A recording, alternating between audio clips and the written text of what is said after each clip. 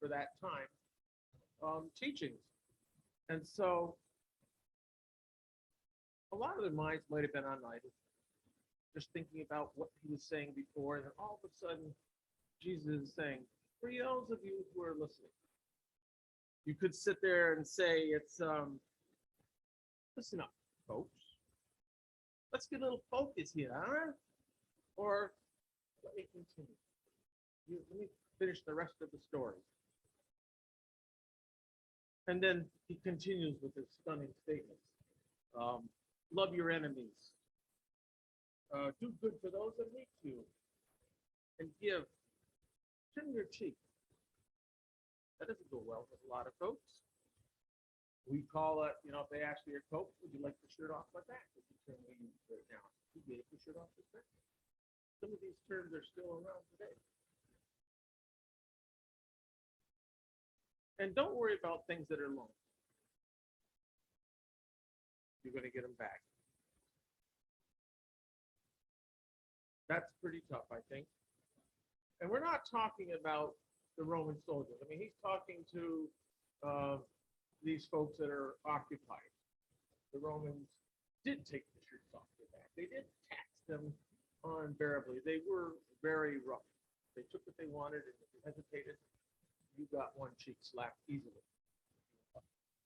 Not more. No, we're not talking about that. Jesus is talking about a whole new way to live. A new way for listening. A new way to see things. He's always talking about the kingdom and new ways to see the kingdom. Well, this has got to be stunning. They've been stunned by miracles. And now they're being stunned by, what are you talking about? What's your enemy saying? He's trying to get you to see a new way of seeing the kingdom. Jesus' lessons are more, or not so much about what you need to do now to get into heaven when you die, but more so what you need to do to live in God's kingdom that is here and now. That's a quote from Dallas Willard, American philosopher, and one that specialized in Christian foundation. He wants us to see the kingdom now. Is it perfect? Heck no. But Jesus is expanding their understanding of what it means to love. It's unconditional love. Giving without expectations. Faith is that way, that somehow you're going to, something will work out in the end. So one of my own stories, I don't know, you've all probably been approached by people looking for money, depending on where you've been. Call them panhandlers or whatever. Maybe they didn't even ask. Maybe you offered it. I was coming out of a big convention in Syracuse, out in the parking lot, and I was escaping early because I was the far end of the parking lot. It was cold and rainy. And out between the cars was walking this guy that had an old army jacket, non-style, and no hat. He's wet. I'm trying to rush in there, and he's been out in the rain for a bit, and he's kind of cut through the parking lot. And I don't know if he was looking to hit the crowds that were going to come out of this convention. He probably thought it was just another show in the On Center in Syracuse, but it was one of our annual conferences, actually. And he was asking me, he said, oh, it's you guys. And what does that mean? You guys. You Christians, right? He never asked. He was probably going to panhandle, I'm guessing. But when he found out there, he didn't ask. He wanted to see, I'm guessing now, he wanted to see what was going on. A little bit of small talk went by. And I said, you look all wet, you look pretty tired and hungry. Would you like something? And something to the effect of, I wouldn't turn it down.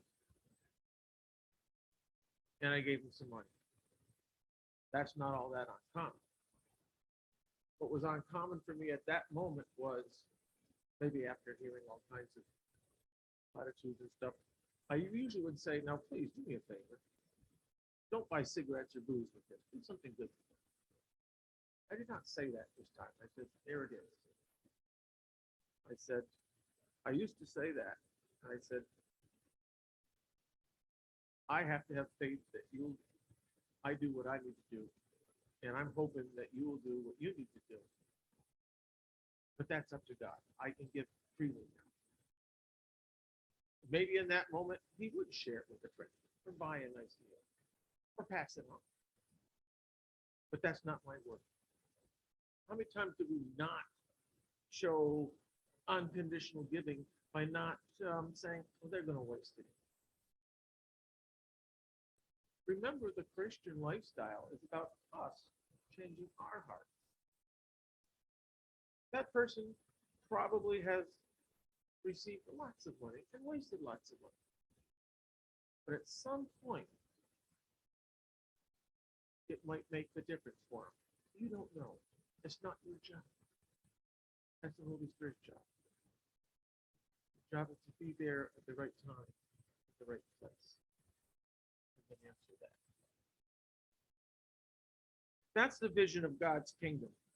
And that's transformational, the word that we all like to use now. Now, it's not naive. It's not naive to the present because, yes, there is potentials for wars going on, but there had been wars. And there probably will still be wars. The wars that ended. And wars offer amazing opportunities to the kinds of people that are suffering badly. Of all the horrors of World War I and World War II, you've heard of little stories here and there of people being particularly gracious, particularly helpful. Those are the stories that really stick in our minds, isn't it? It's called being hopeful for the future. That's what faith is, hopeful for the future, not unrealistic for the present. There's a neat story that I remember about Mother Teresa. You don't know, she was a nun at a young age and went to Calcutta. And she just served the poor in the most disgusting, depraved neighborhoods that you could be. And obviously, most of you have heard of her, so the media has gotten out there. And there was one media person that wanted to catch up and see what was going on with that. Probably a bit skeptical. And he ran into Mother Teresa in some back street of the filthiest slum, and she was sitting on the edge of the curb. In the gutter laid a man dying, and in the gutter was all kinds of human animal feces, litter, and people just walking over them and stepping over them. And this man was dying. And she was holding him, hugging him, cleaning him off, and talking to him. And the reporter was just horrified and said, I wouldn't do that for $1 million. And she turned up to him and looked and said, I wouldn't either. I wouldn't either.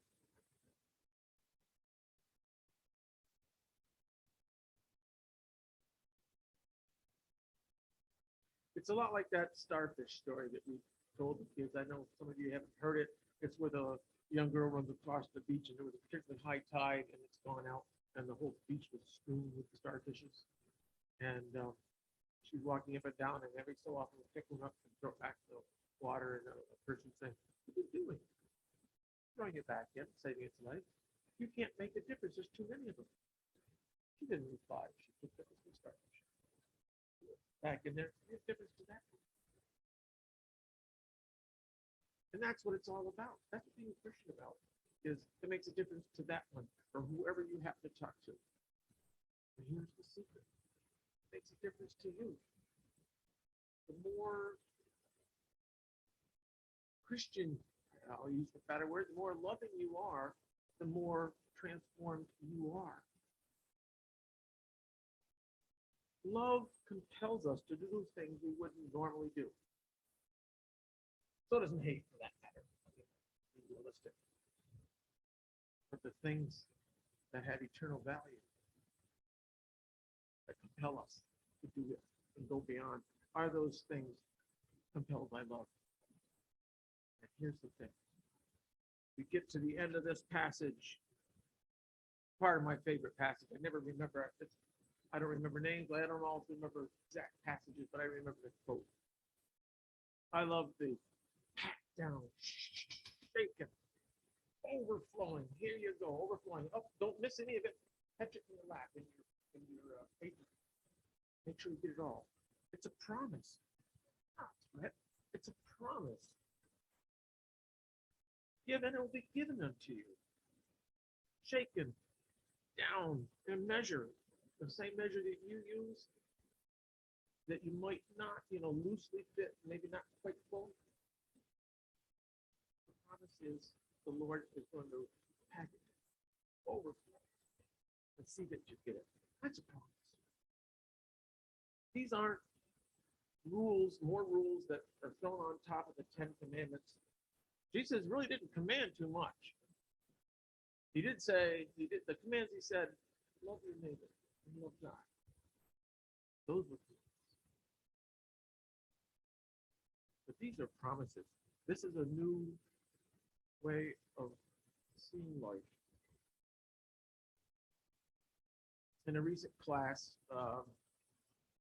they were showing little tidbits. It was basically on caregiving. And there's a little tidbit from Patch Adams. I don't know how many people have maybe seen that once upon a time. Well, the story starts out with Patch, the guy that plays, before he gets his name, Patch, was in an insane asylum because he just didn't have any value, worth. He didn't know what he was doing. And the insane asylum was just a very poor place to be.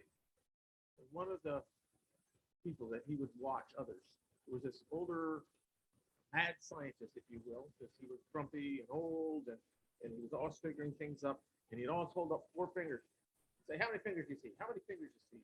And people would say, 4. Ah, you're done. And he'd go away grumping, and they just say, better leave him alone. Well, Patch had watched all these people for a while, and then he stopped in the room, and he saw the guy there, and he was actually new to him. The Patch said, well, I need to know, what's the answer for the fingers? He goes, yeah, comes in. And as Patch was looking at it, he's got the guy's got his cup. It's leaking, dripping onto his papers. He's feverishly doing all kinds of math formulas, kind of like the friend I used to have, just math formulas all over the place, trying to work something out, feverishly. He picks up the cup and sees the puddle, grabs a little piece of tape, picks it up, sets it down. That little act of kindness kind of stunned the old man for a second. So he pulled his chair up and gave him eye-to-eye contact, and he said, once more, he tried one more. How many fingers do you see? He's going, I see 4. He goes, no. He says, you're looking at the fingers. He says, look beyond the fingers. What do you see? And as the camera did a fairly good job, as he was looking at the 4 fingers and he looked beyond the fingers into the man's face, for once he had a little glimmer of hope and some light, and he says, what do you see? And he looked at the face, and all of a sudden the fingers got blurry. He says, I see 8. And he goes, yes, you got it. That's what Jesus is trying to do with us. Look beyond the world that we see now. The kingdom is already here. He was introducing it, and it's different. It doesn't seem to be any different. We still have wars. We still have all the pain. But I'm beginning to think it's like a boot camp for the kingdom. And until you learn some basic, minimal rules at boot camp, you aren't going to survive in the army. You aren't going to take care of your friends and your fellow soldiers. This learning to love our neighbors as ourselves in a very inhospitable world, you could say it's a boot camp. You look at somebody that goes to a boot camp in the first couple of days, and then you look at them as they're just finishing a graduation. They still have a whole lot of Army life in front of them. But they have a whole different attitude. In fact, it's, I can do it. We can do this together. That's the outlook. That's the hope that Jesus is trying to get us to have. Measure for measure. Forgiveness for forgiving. It was always disturbing for me on the Lord's Prayer. Forgive us our trespasses as we forgive others. I used to sit there and say, under my breath, forgive my trespasses. And help me forgive those other ones. He must have snickered at that for a while. Because the real forgiveness comes for yourself when you've forgiven others. Jesus said our reward will be great. And if our mindset is still in the physical world, then we're going to sit there expectantly and say, when is it coming? Day by day, as your heart grows and expands, it's already done.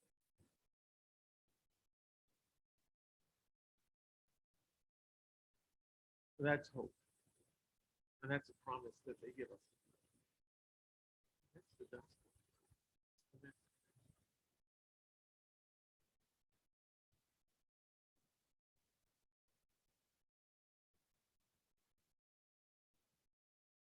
I guess before I introduce the next hymn, the anthem, which was pretty lively. I know, Lord, I know I've been changed. I'd like to change that a little bit. Lord, I know I'm in the process of changing. That would be a more appropriate thing, because we're all in a process of changing. We already know we're in the process of growing older. Can't help that. But you know what? Our spirit doesn't age. Paul has got a slight mistake in his thing in that he's saying the Greek thing was to share and separate the body from the spirit. God put us together for a reason. And yes, maybe we won't inherit an earthly kingdom that we think we understand, but we're on our way to a new and a better kingdom, both here and forever. That's hope. So we were given all this. We were given this blessing. We were given these teachings by the Lord who came down from on high with us, among us, as last week was, and promised us this week. It was all about love. So I chose hymn number 389, Freely, Freely. Join it, you can stand to get your blood going again. Simple words, and I believe I always pick one that has lyrics, so enjoy.